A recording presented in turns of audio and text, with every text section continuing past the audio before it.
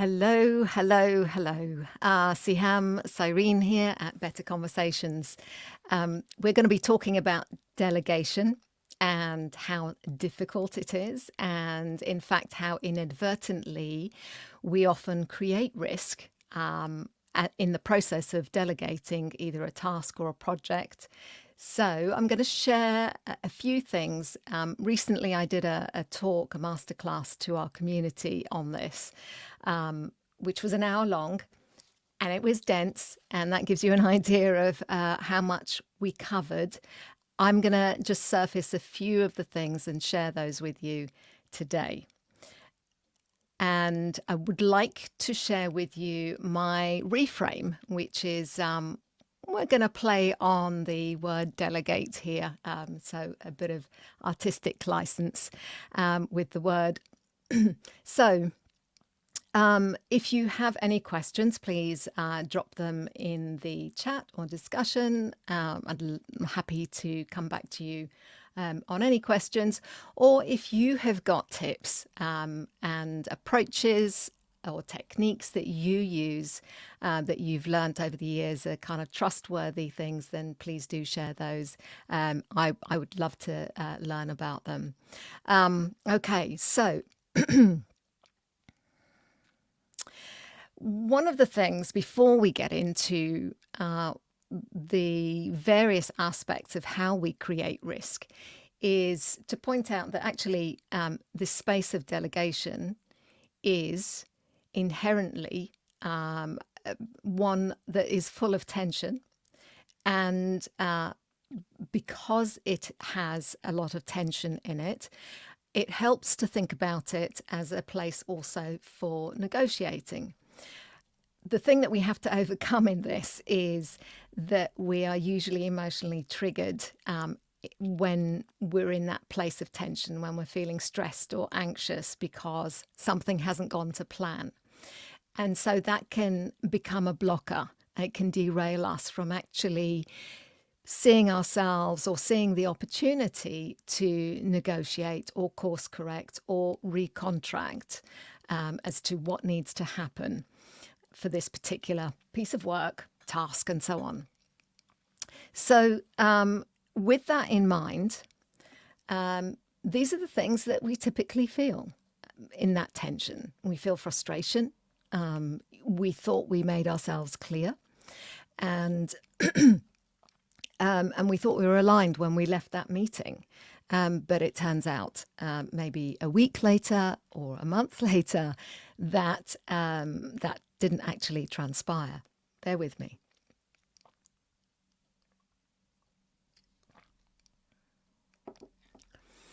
And so that causes delays, or there is an issue where the delivery of the work, the quality of the work isn't there. So there's poor execution of whatever that work was. It wasn't done the way it made sense to us, or there seemed to be an obvious sequence to us about how something should be done, or the dependency or urgency of it. We thought that was really clear.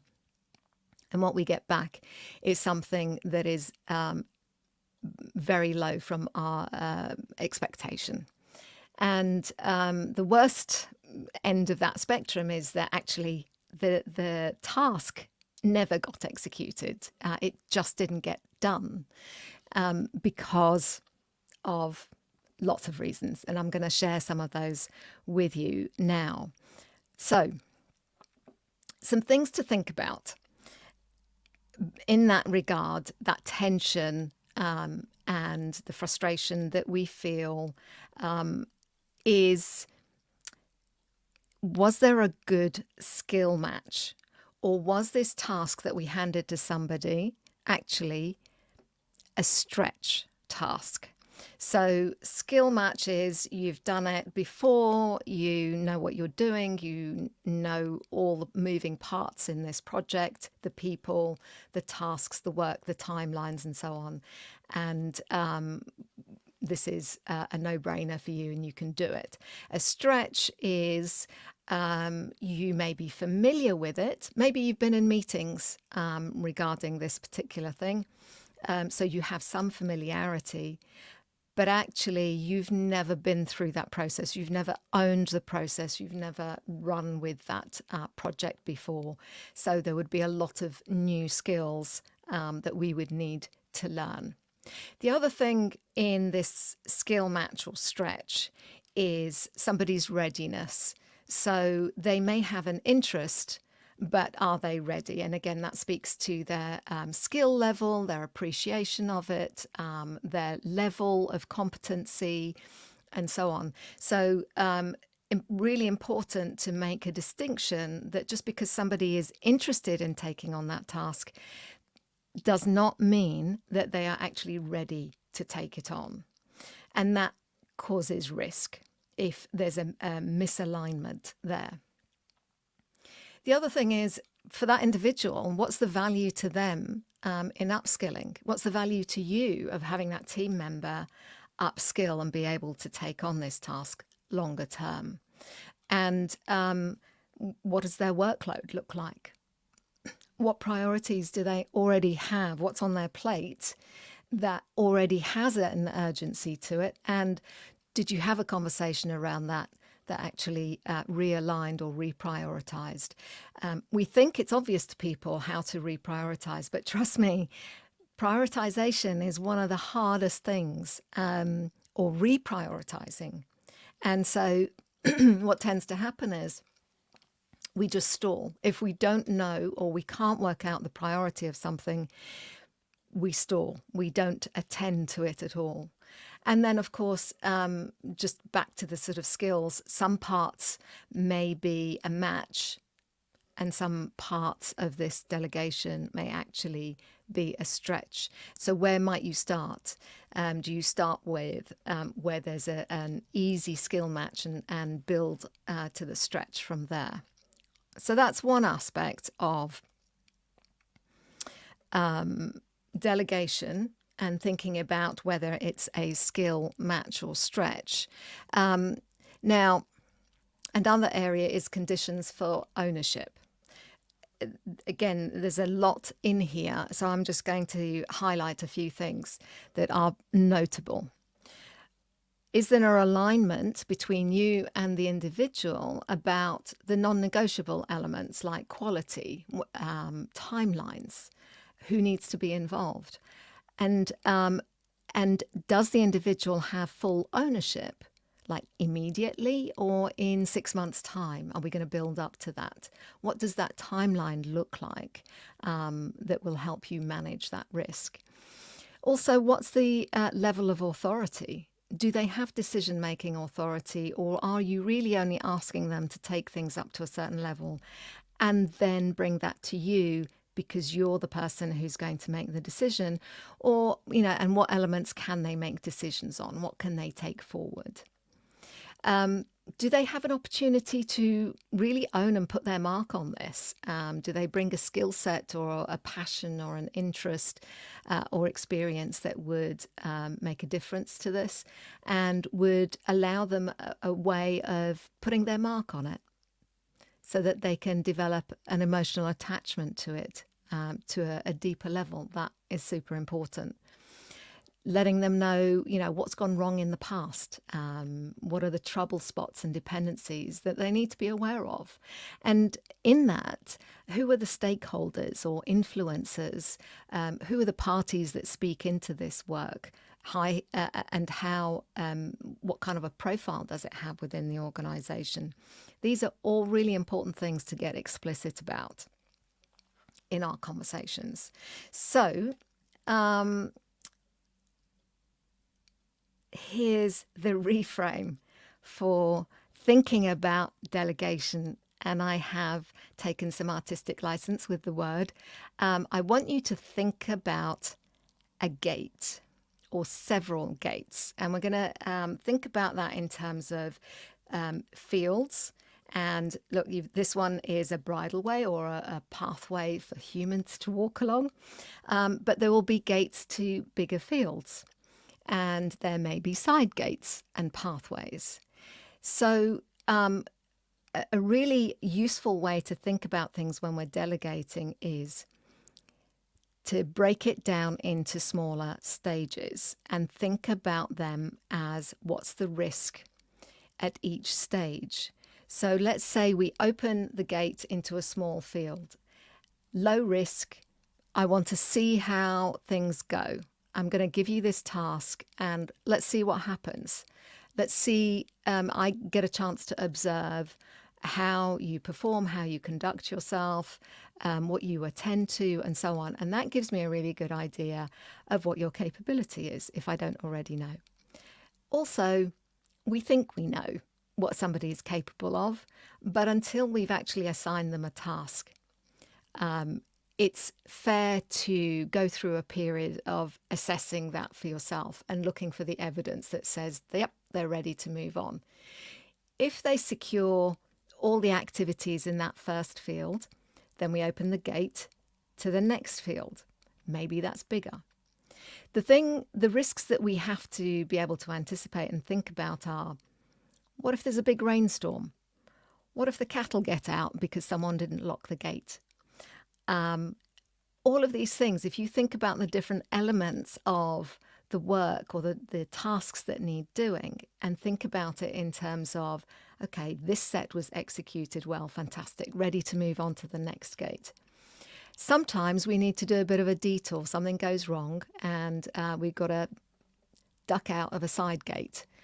What does that look like? Maybe it's recontracting. Maybe it's another conversation. Maybe you need to bring somebody else in who does have more experience as a bit of a mentor or a guide or a sounding board if you are not available. So let's take a look at that in a little bit more detail. I'm just going to maneuver myself. So what we want to think about is these gates as go or no-go gates, so that we can manage that risk. If we're ready to move forward, fantastic. If we're not, we stay in that gate or we backtrack or step sideways. So some things to bear in mind here. Impatient or too patient. We think that we can delegate something in one conversation sitting, and invariably that is not the case. We actually need to, like I mentioned already, we need to break it down. We need to slow down the process and think about those gates. Okay, phase 1, phase 2, phase 3. And is it going to be over a month that you take this on? And for that period, I'm going to support you. Or is it 6 months? For bigger projects, it's going to be longer. The too patient bit is we let things slide for too long. We keep expecting them to course correct themselves, or we keep having conversations, but we don't do the contracting well enough.